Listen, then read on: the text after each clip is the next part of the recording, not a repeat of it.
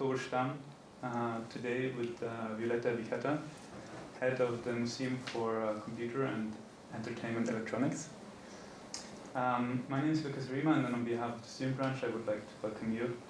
And I would also like to welcome the online audience. If you have a question, please post in the chat, and we will try to answer everything that is posted. And now, without further words, I would like to pass the words to who is chair of the life member group of the IEEE Switzerland. Thank you. Can I pick up? I have to put it here.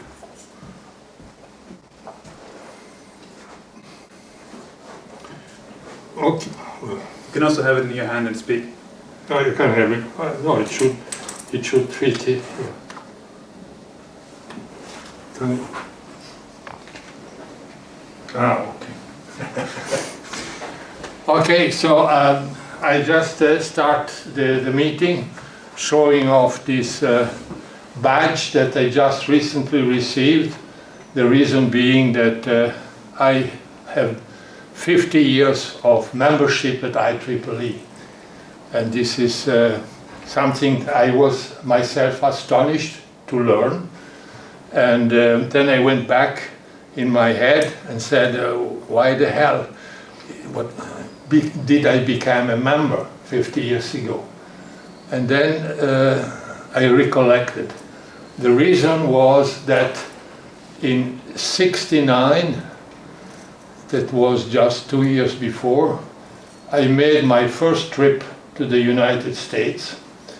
I was at that time involved already with the manufacturing of transistor and integrated circuits, and was working with a subsidiary of the Hasler Group in Switzerland, which was manufacturing transistor, silicon transistor and integrated circuit. And they were licensee of Bell Labs and had a license agreement with Texas Instruments. So that was my first trip. We went over there with my boss, and we visited Bell Labs. We visited especially Fairchild Semiconductor and Texas Instrument and all those names that were big at the beginning of the chips saga, and then came back. And then I said, hey, here's something is happening, and the best way to follow up what is happening is to become a member of IEEE. So that was the initial push to become a member. And just as an added anecdote, I can tell you that when we flew over the States, the people at that time in the States could still carry weapons in the aircraft. So I remember very well when we flew from San Francisco to Dallas, I was sitting beside me, there was a Texan, and he had a revolver, and it was fine. And before landing, the stewardess came and gave us a form. We should fill it for customs. And there they were asking how many rifle, how many revolvers, and how many shots are you carrying with you? It was just, I think, 2 years before the first hijacking took place, and then it was finished.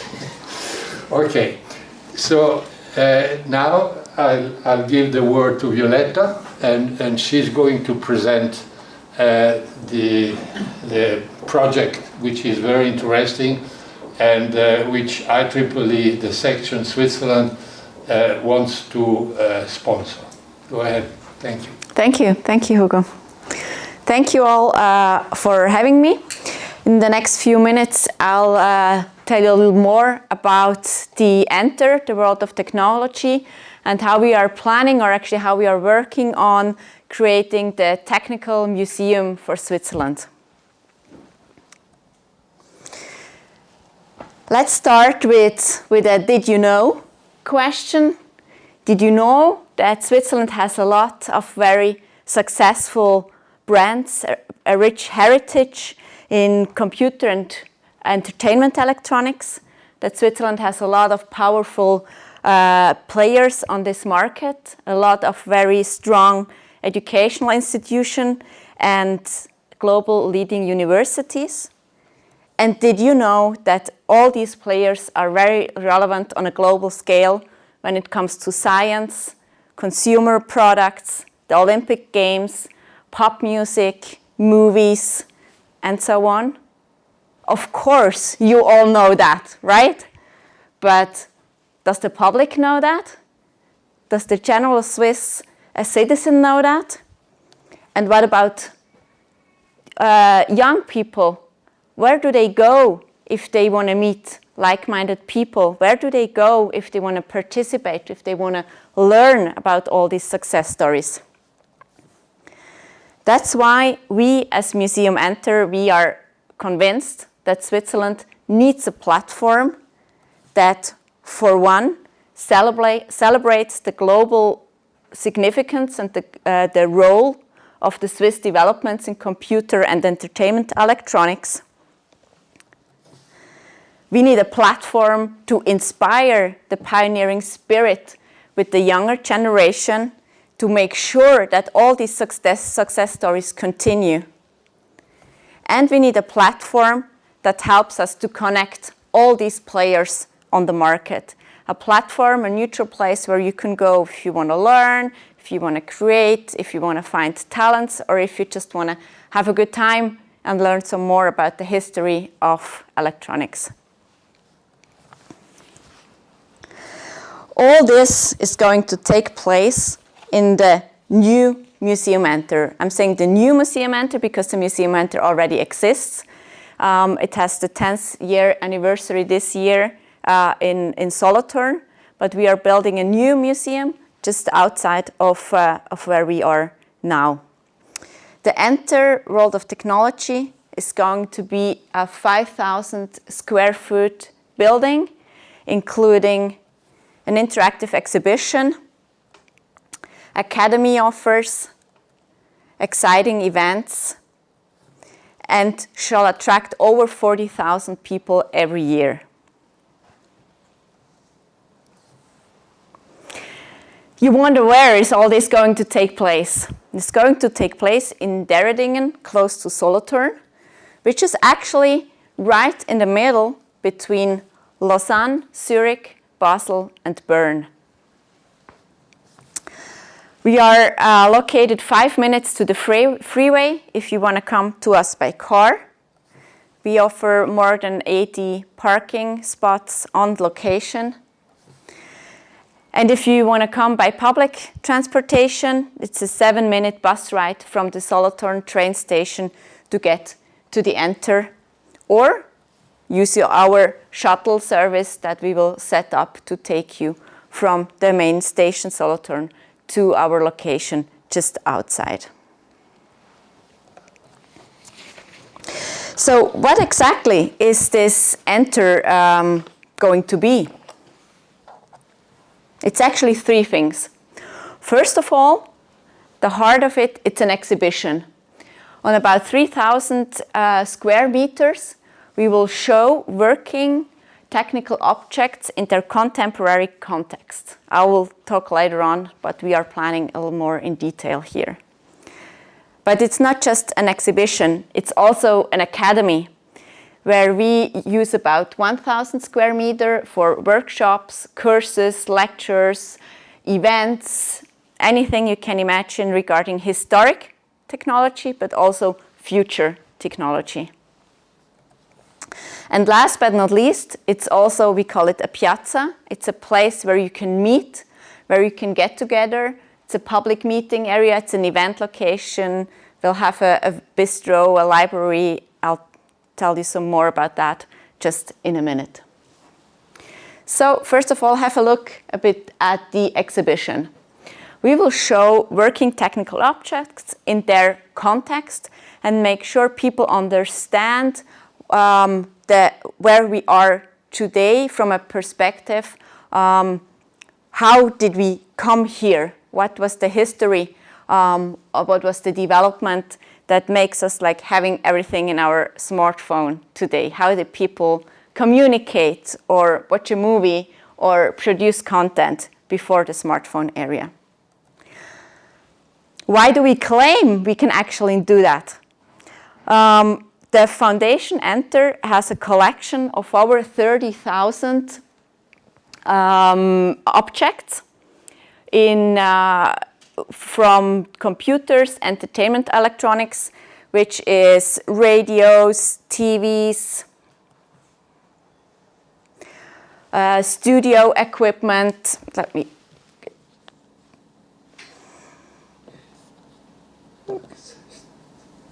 Yeah, okay. We have hardware, computer hardware and software, all focused on Swiss developments, also including, for those of you are aware of the collection of Audiorama, the collection of Audiorama is now integrated with our collection at the museum in Solothurn. So we are going to be a competence center for material and immaterial cultural heritage in Switzerland. This is just one perspective into our current, yeah? Okay. Thank you. So on the first picture you can see a little insight in how the museum is looking today. We have about 2,000 square meter of space. And then just a few highlights of our collection today. We have, for example, the first Swiss radio station, Champ de l'Air. Wrong, I think. Champ without S and air without A. Thank you. Thank you. We also have some highlights from EPFL, like the Smacky. And we also have some international highlights like Apple One that we show in our exhibition today. But let's not talk about the present, let's talk about the future. What are we going to show our audience in the future? We are working on 8 different areas within the exhibition at the moment.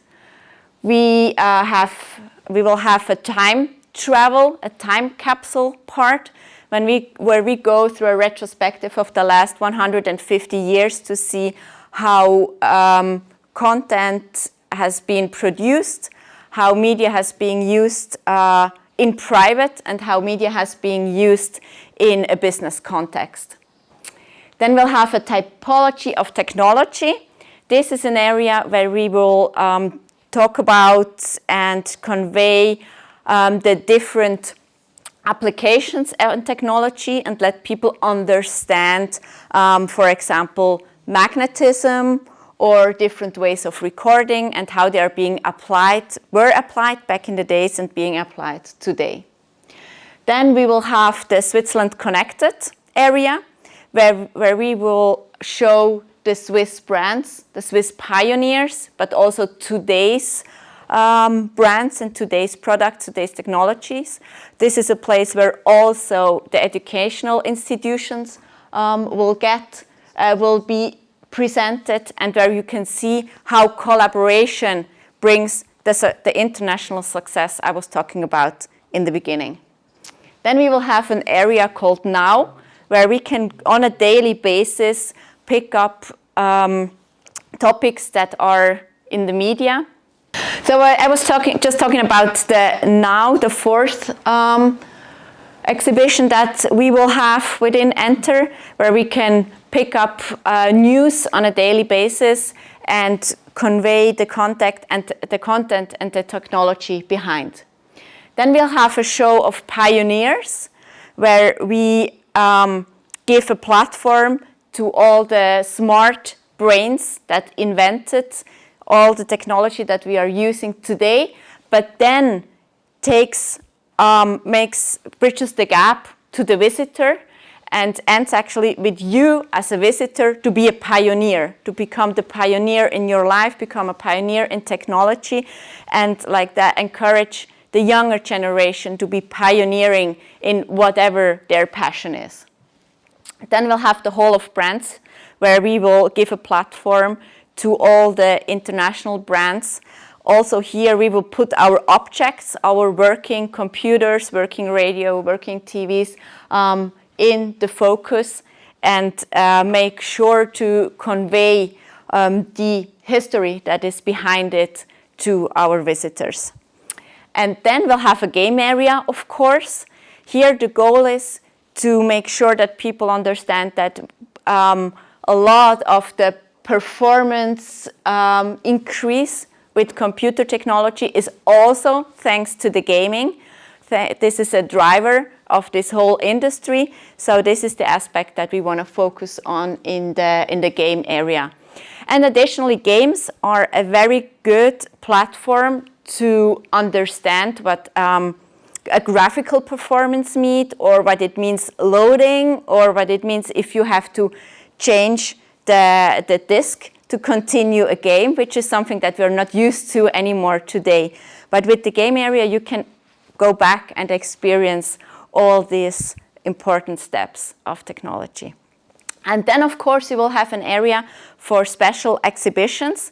We will start when we open up in 2023 with the 100 years of radio broadcasting in Switzerland, which then will run for a year before we will come to the next topic with our special exhibition. That's for the exhibition part. Let's have a closer look what we are planning to do with the Academy. The Academy is workshop, is courses, is lectures, and it's all about historic technology, but also current and future technology. Also here we are working on 6 topics. We have a self-guided experience platform where we have about 25 stations where people can go on their own and learn the basics of electronics, the basics of digitalization, and improve their know-how to understand how things work. Then we'll have different workshops that we're offering. We already do that today. That's why I'm showing you a picture here. We already offer workshops for younger generations to learn the components of electronics, to build their own small electronic little robot, to get the younger generation involved with the topic. Then we have different lectures that we already give and that we will improve and also extend the portfolio here. Then we'll have an event room of about 500 square meters where we will have our own events. We'll have professional events, we'll have flea markets, we'll have collectors markets, but it's also a location that can be rented for any kind of conference or whatever you plan. We have a digitalization laboratory where already today we are able to digitalize any analog data into putting into digitals, from a gramophone LP to a 6mm movie to just like anything, we can convey it into digital data. And this is a laboratory that we will also improve in the future.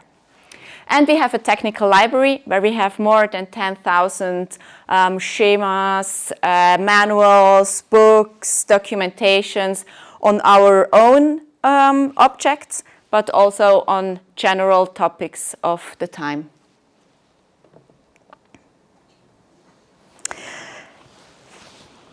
And let me talk also a little bit about the piazza, because I think this is a very important part also of the Enter, because it's a public area where anyone can come. I was talking about the event room before. We have an auditorium.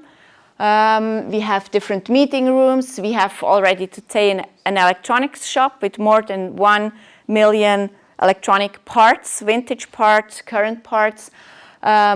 We have a regular museum shop. We have a bistro with indoor and outdoor seating. We have a picnic area. So it would really be something that today is called a third place. So a place where you can go, you can meet like-minded people, you can spend your time, and you have a platform on neutral grounds. So enter is all this. And now I'm sure you want to know, how do we make it all happen? How do we get there? Who's working on this? And I guess you also want to know who's paying for it. So like every successful project, it's 3 factors. It's about the team, it's about the finances, and it's about the timeline. So in the team, we have a core team that's coming out of the foundation Enter, that's already running the museum today. We have Felix Quinz. He is the founder, the co-founder of the foundation and the head of the foundation today. He is a serial entrepreneur and a collector of computer and entertainment electronics. Then myself, I'm the museum manager for today. And we have Felix Wirth, he's the historian.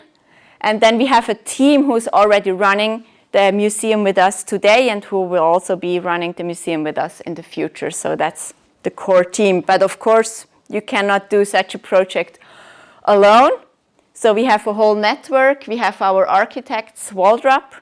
We have Steiner Sahn and Schweiz as our scenography professionals. We have Regula Wies from MMWies, who is supporting us with conveyance of content.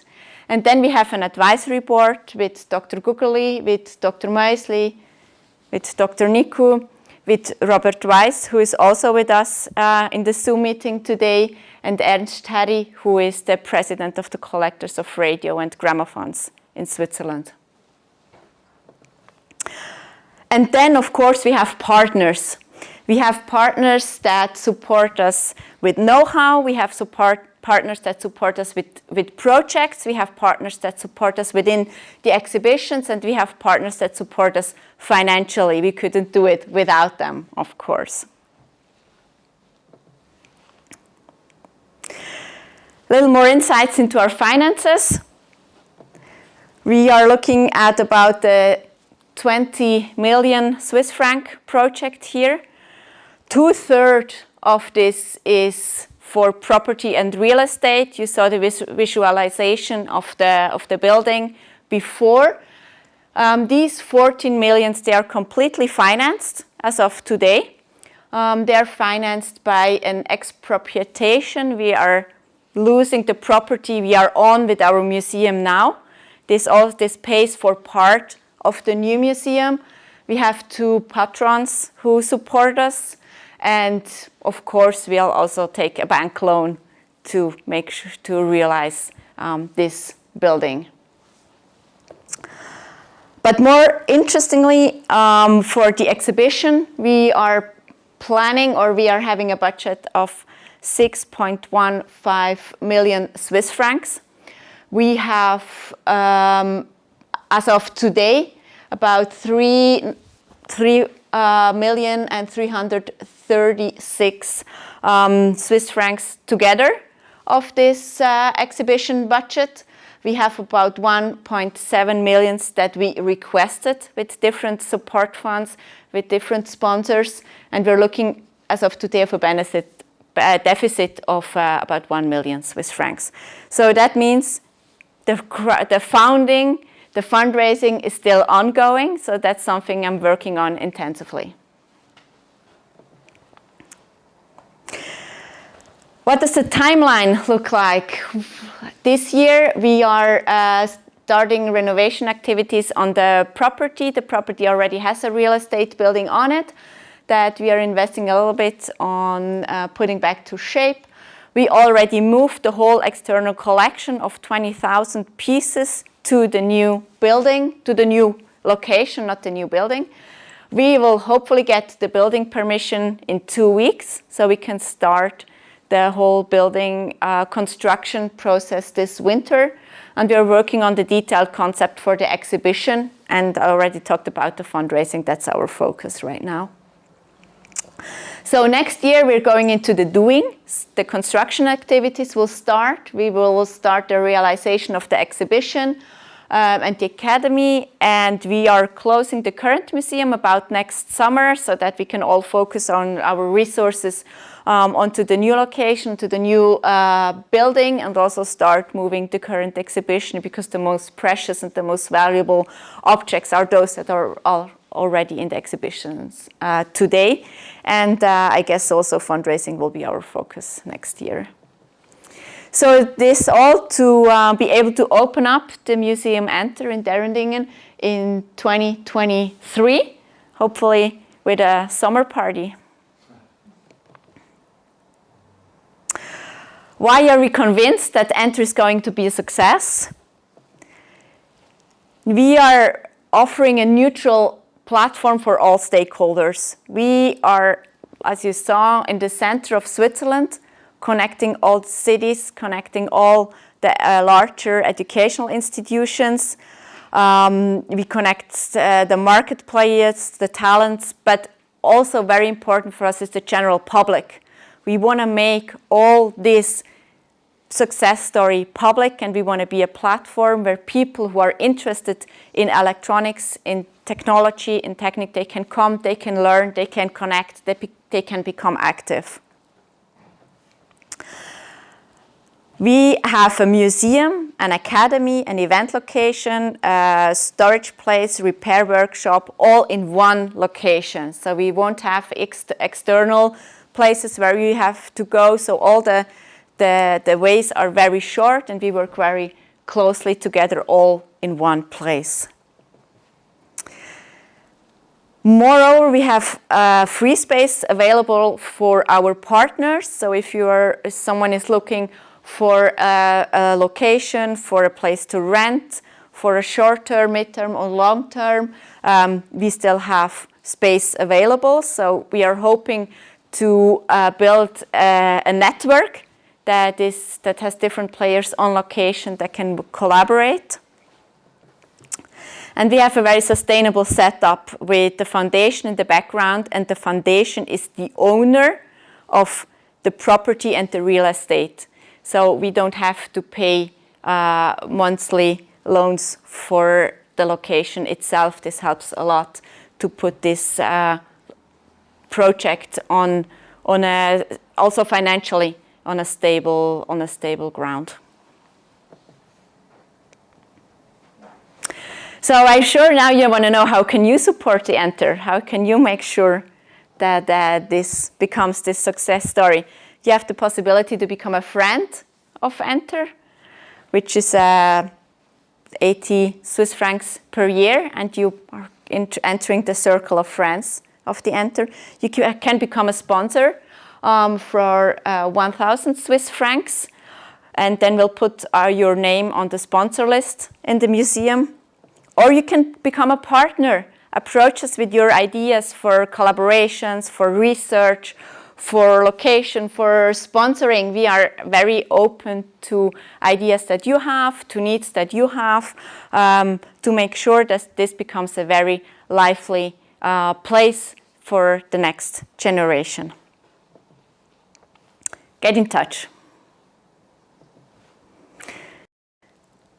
That's the most important what I wanted to share with you, and I'm very curious to hear what your questions and comments on our projects are.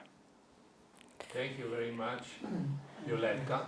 I think before going over to Thank you. Before going over to question and answer, there is a small comment that Jean-François would like to make about the radio. You showed that you got some trials and some. You can tell a little bit about that? Yes, I even want to show one of the pictures. Here you have the come up front. microphone.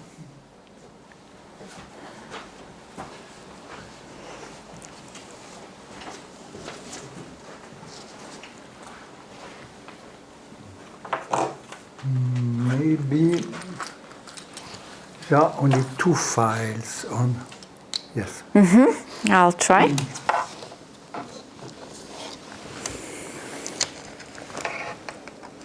As you heard, in 2023 there will be the centennial of the first radio broadcasting station in Switzerland, which happens to be in Lausanne.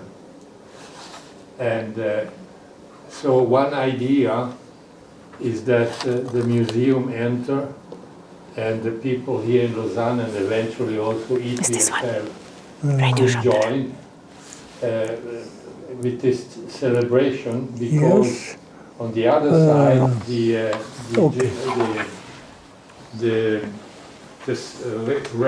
the actual Swiss Radio Broadcasting Society is moving the French-speaking offices from Geneva here on the EPFL campus. I don't know if you are aware of that.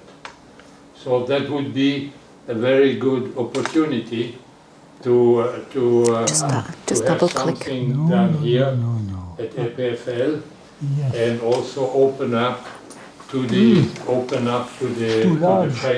Romandie, to the French speaking, because as you see, for the moment, most of the backing for the museum enter is coming more from the German speaking part of Switzerland.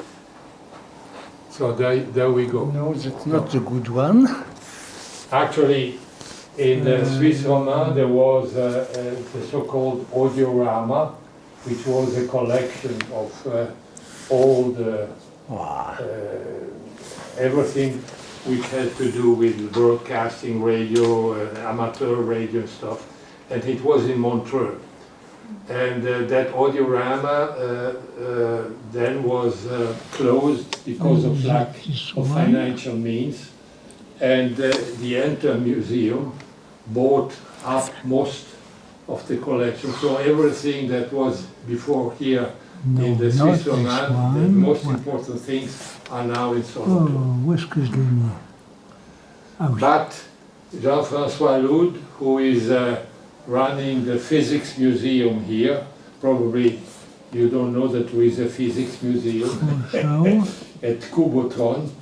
He has in his collection, he has found some old triodes, some old vacuum tubes that were used in 1923 or 24 for making for operating the first radio station. And actually the first broadcasting was done in 1922, but it was not radio, it was only wireless telegraphy. And it was needed for operating the flying route between Paris and Lausanne.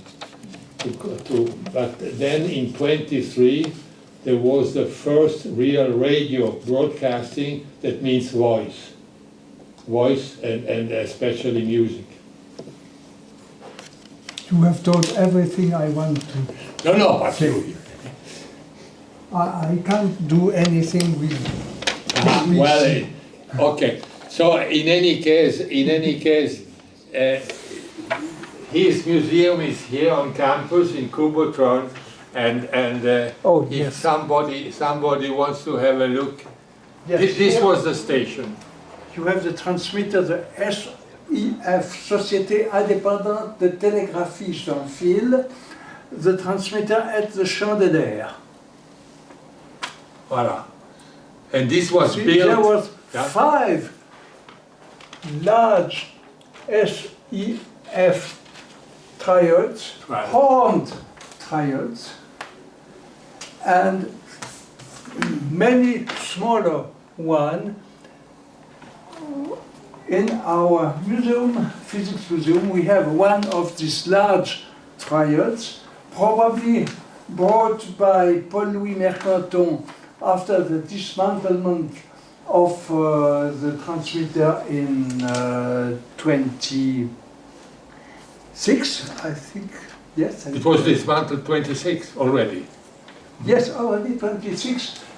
The transmitter was replaced in March 26 by a more powerful one made by Marconi.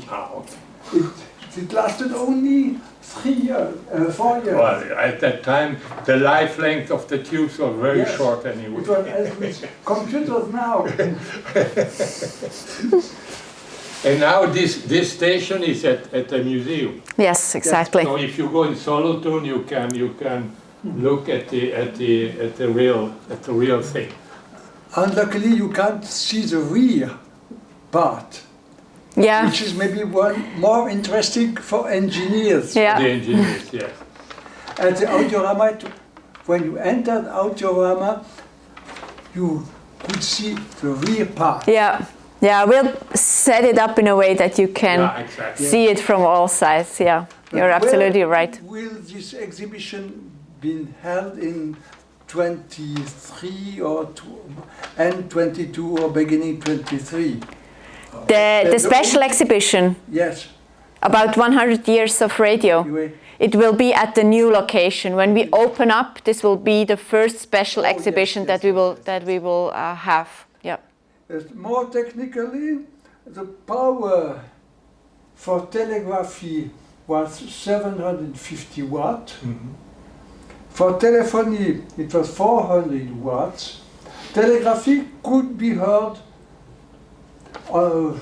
up to Budapest, London, Paris, and of course all Switzerland. Yeah. Telephony, not so far maybe. But there were not many transmitters working at the time. Of course. Well, regular broadcasting of musical programs began in mid-February 23. They were made by a private society called Utilitas S.A. And later, a few months later, they transmitted also brief conferences, but it was not 24 hours of broadcasting, it was maybe 1 hour each day. And up till unto 31, there was no studio in Lausanne. The studio was a room at the Chemin de l'Air. And they could accommodate only chamber music. There was not much room. The wavelengths could be adjusted between 600 meters and 2,500 meters, but normally they operated at 850 meters or 1,018 meters. Okay. I do wait. I prefer the inverse. I prefer knowing the frequency, but I can do the computation. Well, at that time it was quite. This was still the old Marconi, the TSF frequencies that were still used at that time. Just for the fun of it, you heard the power was 750 watt. Yes. Marconi got a special order from the Vatican.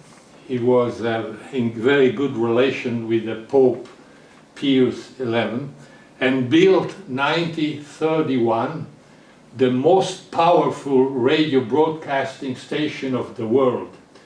Now, what do you think the power was? Do you have an idea? Here in 24 they had 750 watt. So the 1931 it could be heard in Tokyo, in Sydney, and everybody, because the Pope said, my word has to be heard by everybody. How much power did they need? What was the wavelength? I don't recall, it was short, but it was 1,000 much more. Oh. It was 750 kilowatt. And to finish the anecdote, it went on and on and on, and only about 50 years later, the people discovered that it was dangerous Yeah. because within a radius of 2 kilometers, the people living there were exposed to a radio which was beyond, well beyond. So they had to reduce it. With the powerful station of Solothurn and Beromünster, there was some problem. Yeah, yeah. Okay, I think this is the excursus on the radio. But as you said, there is a lot of other things. And I think what is interesting is the focus also on gaming. Because right now in Switzerland, usually when you Si vous speak voulez, of non, si vous gaming, voulez, you vous pouvez think garder of mon American document, il y a des Japanese choses or peut-être stuff qui like vous that. intéressent. But right now in Switzerland there is also a young gaming industry with many young people that is growing up, and this is very important. Thank you.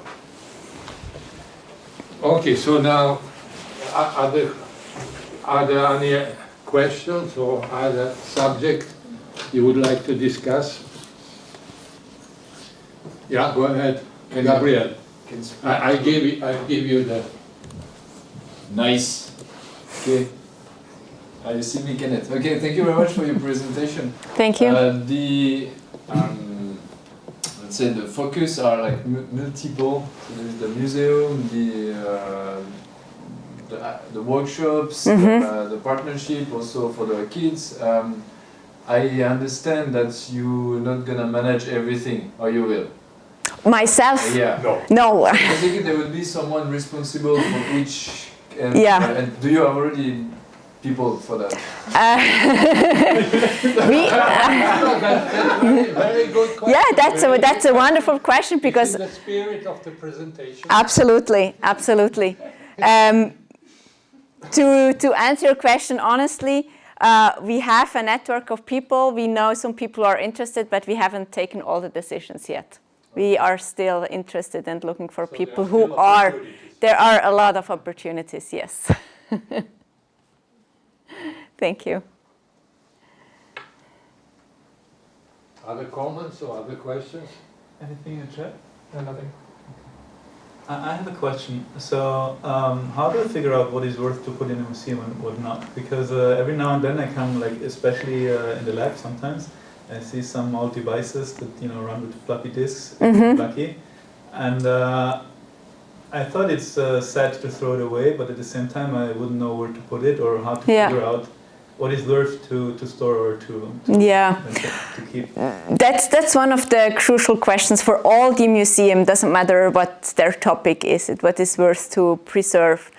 So there are two aspects to this question. One aspect is the historic aspect and the scientific aspect that we are evaluating with our professional co-workers from this field, and that we are also evaluating with our advisory board when we are not sure what to do with a certain object, that we will ask our network. So one thing is what is worth to preserve and to store, and then the other question is what is worth to exhibit, to share with the public. And that's sometimes it's the same thing, sometimes it's not, because something that is very interesting for an expert might not be as interesting for the public, because for them it's just a box made of plastic or of metal.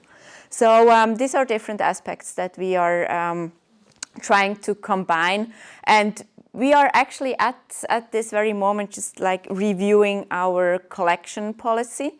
This is an ongoing process because the technical development is so fast, so we are reviewing this about every year, trying to figure out like what are the criteria for keeping things, for not keeping things.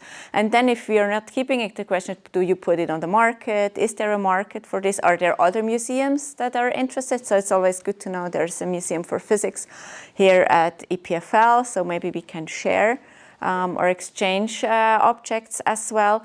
So that is something that is like at the heart of what every museum does.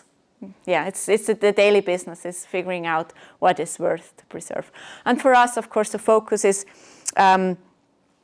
what is really Swiss history is really important for us, and then what is the highlights on a global basis. Yeah. Okay, thank you. Question. Thank you for your presentation. You mentioned towards the end, I think, that you're also interested in collaborations, even with institutes, for example, IPFL or maybe another polytechnic university. So I'm wondering, what are the topics in this aspect? What are the topics that you would be interested in? For example, in terms of research, you have some topics that interest you, and then you could collaborate with the universities on these? Or? So one topic that is really important for us and that we would be really interested in collaboration is the preservation of certain materials that are used in electronic products, and to restore electronic products. Also, for example, old batteries is one topic. Then polymers that are in certain generation of products. So this is something that has not yet really been researched, or has not yet really been found a solution to how to preserve it, how to store it, how to make it accessible, and how to then also make sure these machines still run. Because one thing that is really a focus of ours is that we want to keep the hardware and the software running to make the data accessible, because that's the basic of our digitalization laboratory. We have to be able to read all the data, no matter what the generation of storage media is. So there are a lot of topics in this field that I could imagine could be interesting. And then on the other hand, we are also open to whatever interests you when you come to our museum, based on our collection, based on what you see. If you have an idea what you would like to work on, we are also open to support you with material, with know-how, with our network of experts to make sure that you can proceed in your field of interest. Okay, thank you. You're welcome. I have another question. You mentioned the technical library and Yeah. the repair workshop. So Yeah. at the end of the day, you will have the drawings and the circuits and everything. Yeah. And we can come there with our broken whatever. And Yeah. Oh, that's amazing.